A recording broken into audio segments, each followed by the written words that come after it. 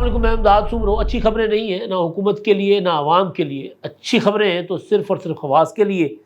عوام پس رہے ہیں، حکومت جانے والی ہے، اور جانے والی حکومت عوام کے اوپر بجلیاں گرا کر جا رہی ہے، تو ظاہر ہے سیاسی طور پر اس کا نقصان ہوگا، لیکن بابو جو ہیں ان کو نوازا جا رہا ہے۔ دوسرا معاملہ ہے لاقانونیت کا، جس نے پاکستان میں گھر کر رکھا ہے۔ ملک کا کوئی بھی کونا محفوظ نہیں ہے۔ آئے روز آپ خبریں دیکھتے ہیں، کہیں چھپ کر وار کیا جاتا ہے، کہیں سرعام حملے ہوتے ہیں، اور ایسا ہے کہ کئی علاقے ملک کے ایک بار پھر نو گو ایریا بن گئے ہوئے ہیں۔ آغاز کر لیتے حکومت کے جانے سے۔ جی، حکومت جا رہی ہے، اور وزیر اعظم شہباز شریف صاحب ظاہر ہے 8 اگست کو یا 10 اگست کو، زیادہ سے زیادہ 10 اگست کو اسمبلی توڑنے کی ایڈوائز بھیج دیں گے صدر صاحب کو، اور اس کے بعد یہ حکومت اپنے اعمال کے ساتھ گھر چلی جائے گی، اور پھر الیکشن اور انتخابات کے لیے عوام میں جا کر ووٹ مانگیں گے، چاہے نون لیگ ہو، چاہے پیپلز پارٹی ہو، چاہے جے یو آئی ہو، یا دوسری اتحادی جو جماعتیں ہوں۔ عموماً یہ ہوتا ہے کہ جی چھوٹی اتحادی جماعتیں جو ہوتی ہیں نا، وہ حکومت ختم ہونے کے بعد پھر وہ سر اٹھا کر سامنے آ جاتی۔ دیکھیں جی، ہم نے تو کہا تھا بھائی، ہم نے کہا تھا کہ جی یہ پالیسی ٹھیک نہیں ہے، ہم نے منع کیا تھا، ہم نے کابینہ میں اختلاف کیا تھا کہ جی یہ بجلی کی قیمتیں، پیٹرول کی قیمتیں نہ بڑھائیں، عوام پر بوجھ نہ ڈالیں۔ یہی ہوگا، یہی کیا جائے گا۔ نون لیگ اس حکومت کو لیڈ کر رہی تھی، پیپلز پارٹی نمبر 2 تھی، لیکن پیپلز پارٹی یہ حکومت بنانے والی تھی، آرکیٹیکٹ تھی اس حکومت کی، لہذا نون لیگ ہو، پیپلز پارٹی ہو، جے یو آئی ہو، اپنا متحدہ قومی موومنٹ ہو، یا این پی ہو، یا بی اے پی ہو، جتنی بھی جماعتیں حکومت کے اندر ہیں وہ ساری کی ساری برابر کی ذمہ دار ہیں۔ اگر کسی نے وزارت نہیں لی تو ٹھیک ہے، ان کو استثناء ہو سکتا ہے، لیکن یہ نہیں ہو سکتا کہ کل کو بلاول بھٹو زرداری اٹھ کر کہے کہ جی یہ ہم ان پالیسیز سے متفق نہیں تھے۔ نہیں، آپ متفق تھے یا نہیں تھے، آپ حکومت کا حصہ تھے، آپ وزارتوں کو انجوائے کر رہے تھے۔ یہ نہیں ہو سکتا کہ مسلم لیگ نون یہ کہے کہ جی ہماری تو حکومت تھی نہیں، جس طرح مریم نواز صاحبہ ماضی میں کہتی رہی ہیں۔ بلکہ کل دیکھ رہا تھا میں نے، مریم صاحبہ نے ایک ٹویٹ کیا کہ اسٹاک ایکسچینج کی جو وہ بحال ہوئی ہے 46,000 کا جو حد ہے پوائنٹس کی، 40,000 پوائنٹ کی 15 ماہ بعد، تو اس پر مریم نواز صاحبہ نے ٹویٹ کیا کہ الحمدللہ پاکستان پٹڑی پر واپس آ گیا ہے۔ اچھا، اب وہ اس کا کریڈٹ لے رہی ہیں جو اچھا کام ہو رہا ہے، لیکن اس سے پہلے آپ کو یاد ہوگا کہ مریم نواز صاحبہ ایک نہیں 20 بار کہہ چکی ہوئی ہے کہ ہماری حکومت نہیں ہے، 20 بار۔ اور یہاں تک کہ جب شروع میں مشکل فیصلے کرنے پڑ رہے تھے، جب شروع میں اتحادیوں نے ایک دوسرے کے ساتھ ایک کمٹمنٹ کی تھی، نون لیگ کے ساتھ بھی، کہ جی آپ مشکل فیصلے کریں، ہم سارے اس کے ذمہ دار ہیں، ہم ذمہ داری کے ساتھ اس فیصلوں کے ساتھ کھڑے ہوں گے۔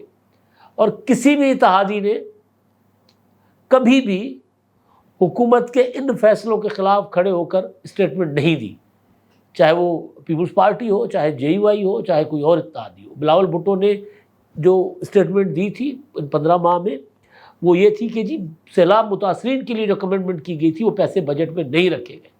وزیر اعظم صاحب کو کہا تھا کہ جناب وہ پیسے دیں ورنہ پھر ہم بجٹ میں ووٹ نہیں کریں گے، تو وزیر اعظم صاحب نے وہ 25 ارب یا جو بھی ڈیمانڈ تھی وہ انہوں نے پیسے رکھے۔ یہ ضرور ہوا ہے، لیکن یہ کبھی نہیں ہوا کہ جی دیکھیں بجلی جو مہنگی ہو گئی ہے اور یہ پیٹرول کی قیمتیں جو بڑھائی جا رہی ہیں، اس سے ہمارا کوئی تعلق نہیں ہے، ہم حکومت کے مزے لے رہے ہیں لیکن اس سے کوئی تعلق نہیں۔ ایسا کسی نے نہیں کہا، ایسا نون لیگ کے اندر سے کہا گیا۔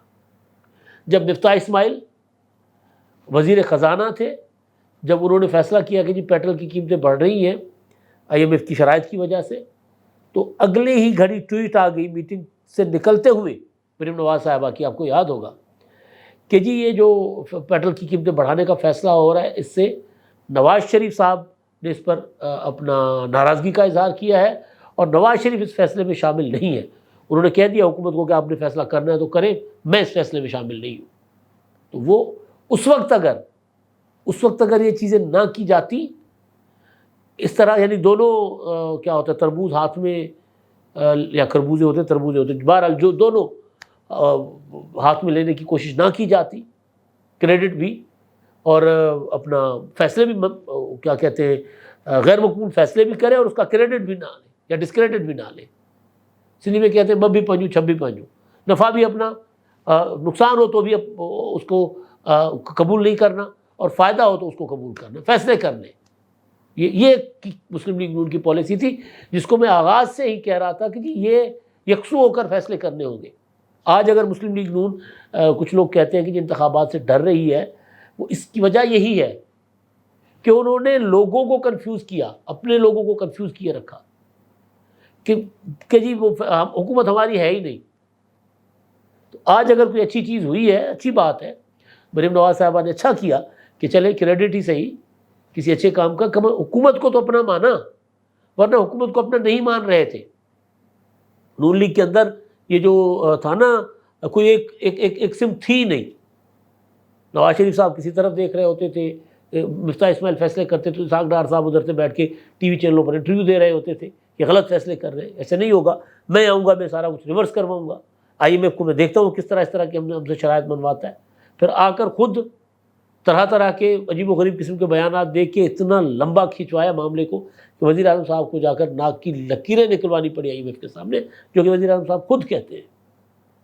تو اب یہ حکومت ظاہر ہے اس طرح کے بہت زیادہ جو بوجھ ہے وہ چھوڑ کر جو جا رہی ہے، تو پھر پریشانی تو ہوگی حکومت کو، ٹینشن تو ہوگی حکومت کو، لیکن بہرحال جانا پڑتا ہے۔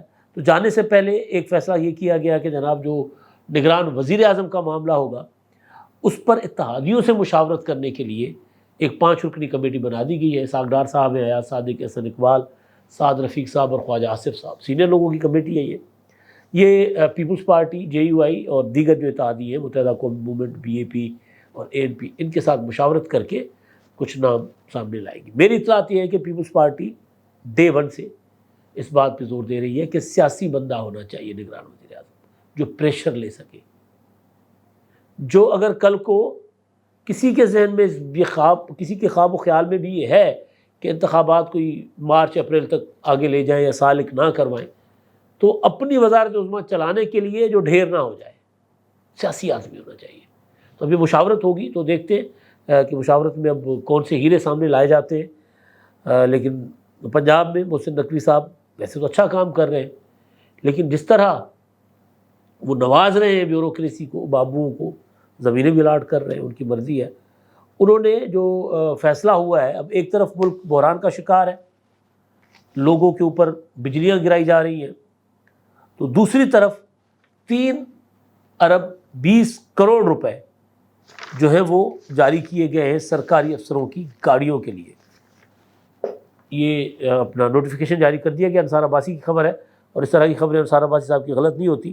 یہ خبر ہمارے دوست نور اللہ صاحب کے پاس بھی تھی، فگر ان کا ذرا میرا خیال ہے یہ نہیں تھا، لیکن بہرحال انہوں نے بتایا تھا کہ بیوروکریسی کے لیے گاڑیاں خریدنے کے لیے انہوں نے بتایا تھا 1 یا 1.5 ارب روپے جاری ہو رہے ہیں، لیکن یہ 3.25 ارب روپے جو ہے وہ جاری کیے گئے۔ اور اس میں جناب یہ ہے کہ جی جو ایڈیشنل ڈپٹی کمشنر ہیں ان کو اچھا اسسٹنٹ کمشنر جو ہیں ان کو 4x4 ڈبل کیبن گاڑیاں دی جائیں گی۔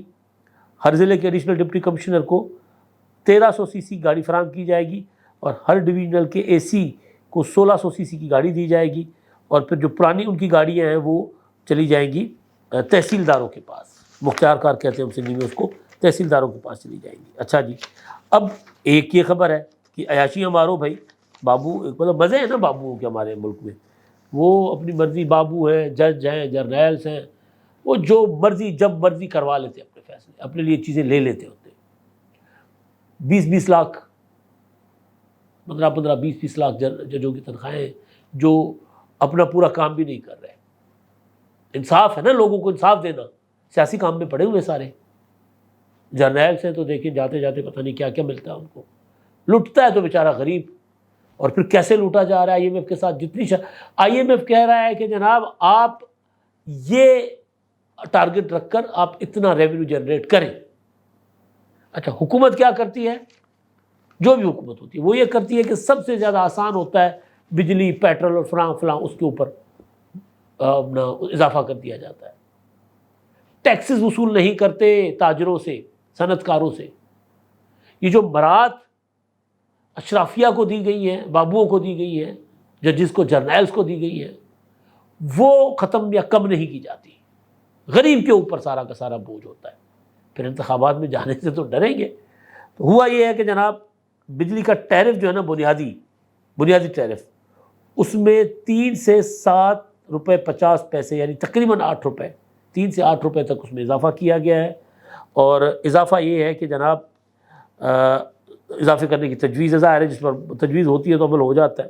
اچھا، جو تجویز ہے اس کے مطابق 100 یونٹ والے گھریلو صارفین کے لیے بجلی 3 روپے فی یونٹ کرنے کی تجویز ہے، 101 سے 200 یونٹ تک والے کے لیے 5 روپے کی مہنگی کرنے کی، اور 201 سے 300 والے کے لیے بھی 5 روپے، اور اس کے علاوہ 301 سے 400 یونٹ والے کی تک جو استعمال ہوگی بجلی اس کے لیے 6 روپے 50 پیسے مہنگی ہوگی بجلی، جبکہ 400 سے 700 یونٹ تک والے کی جو بجلی ہوگی مہنگی 7 روپے تک کی۔ اچھا، اب یہ جو ہے یہ ایک نئی تجویز آ گئی ہے، اور ظاہر ہے جب اس طرح کی تجویزیں آتی ہیں تو ان پر عمل درآمد تو حکومتیں کر ہی لیتی ہیں۔ تو ایک یہ ہو رہا ہے، اب لوگ بیچارے پس گئے ہیں۔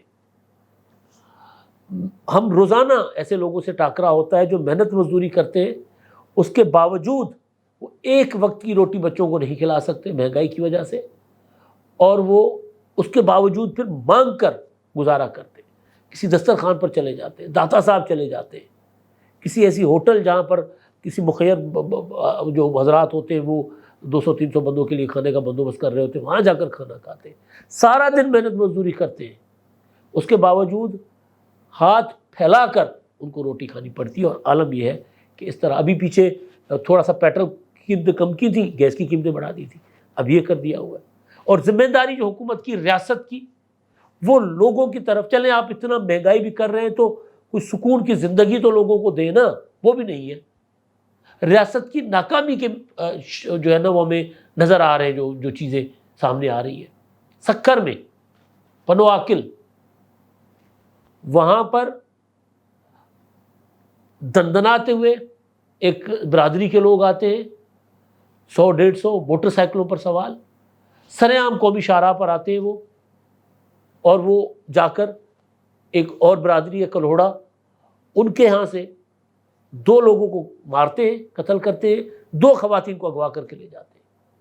خواتین کو وہ جو وہاں کے ایس ایس پی ہیں سنگھار ملک، نوجوان ایس ایس پی ہیں، اور ان کی کافی تعریف سن رکھی ہے، انہوں نے بازیاب کروا لیا 24 گھنٹوں کے اندر اندر۔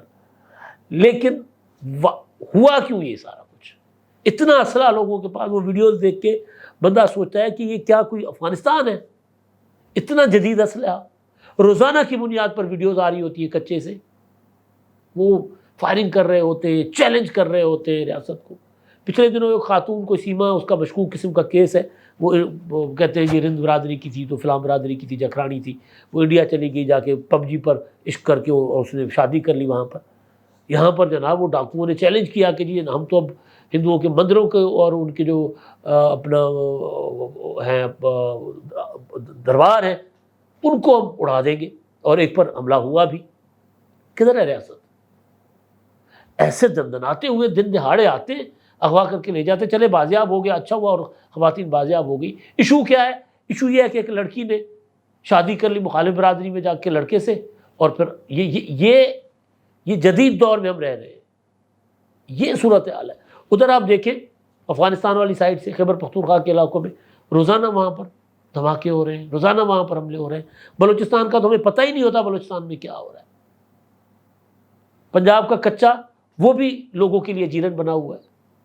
سڑکیں اس وقت رہزنیاں شروع ہو چکی ہوئی ہیں، لوگوں کو بلا بلا کر لوٹا جاتا ہے، کوئی سسٹم نہیں ہے، کوئی حکومت نہیں ہے، کوئی یعنی یہ جو دوسرے فراڈ دیکھ چیک کر لیں، بے نظیر انکم سپورٹ پروگرام کے نام پر لوگوں کو جعلی میسج کر کے لوٹا جاتا ہے۔ وہ مختلف ٹی وی چینلوں نے اپنے وہ شو کیے ہوئے ہیں جس میں انعامات دیتے ہیں ان کے نام پر، بلکہ وہ ایک تو ٹی وی چینل خود ہی وہ فراڈ کرواتا ہے، لوگوں کو لوٹا جاتا ہے۔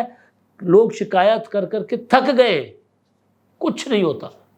یہ چھوٹے چھوٹے نوسر باز، عمران خان تو بہت بڑے نوسر باز ہے نا، یہ چھوٹے چھوٹے نوسر باز یہ ریاست کے کنٹرول میں نہیں آتے، یہ ڈاکو ریاست کے کنٹرول میں نہیں آتے، یہ کوئی پہاڑی علاقوں میں نہیں بیٹھے ہوئے، کوئی مشکل علاقوں میں نہیں بیٹھے ہوئے، یہ سکھر سے لے کر اپنا صادق آباد تک، رحیم یار خان تک، کچے کے علاقے میں جہاں راستے کھلے ہیں، جہاں پر جانا کوئی ایشو نہیں ہے۔